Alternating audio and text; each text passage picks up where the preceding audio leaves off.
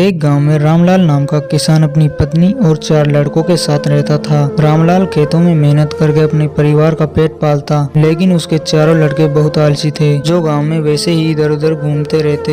एक दिन रामलाल ने अपनी पत्नी से कहा कि अभी तो मैं खेतों में काम कर रहा हूँ, लेकिन मेरे जाने के बाद इन लड़कों का क्या होगा? इन्होंने तो कभी मेहनत भी नहीं करी, ये तो कभी खेतों में भी नहीं गए। रामलाल की पत्नी ने कहा कि धीरे धीरे ये सब भी काम करने लगेंगे। समय बीतता गया, रामलाल के लड़के कोई भी काम नहीं करते थे। एक बार रामलाल बहुत बीमार पड़ गया। वह काफी दिनों तक बीमार रहा। उसने अपनी पत्नी को कहा कि वे चारों लड़कों को बुलाकर लाए। उसकी पत्नी चारों लड़कों को बुलाकर लाई। रामलाल ने कहा कि अब मैं ज्यादा दिनों तक जिंदा नहीं रहूंगा। रामलाल को चिंता थी कि उसके जाने के बाद उसके लड़कों का क्या होगा, इसलिए उसने अपने बेटों से कहा, मैंने जीवन में जो भी कुछ कमाया है वह खजाना खेतों के नीचे दबा रखा है। मेरे जाने के बाद तुम उस खजाने को निकाल कर आपस में बांट लेना। ये बात सुनकर चारों लड़के खुश हो गए। कुछ समय बाद रामलाल की मृत्यु हो गई। रामलाल की मृत्यु के कुछ दिनों बाद उसके लड़के खेत में दबा खजाना निकालने गए। उन्होंने सुबह से लेकर शाम तक सारा खेत खोद दिया, लेकिन उनको कोई भी खजाना नजर नहीं आया। लड़के घर आकर अपनी माँ से बोले, माँ, पिताजी ने हमसे झूठ बोला था, उस खेत में हमें कोई खजाना नहीं मिला। उसकी माँ ने बताया कि तुम्हारे पिताजी ने जीवन में यही घर और खेत कमाया था, लेकिन अब तुमने खेत खोद दिया है तो तुम उसमें बीज भी बो दो।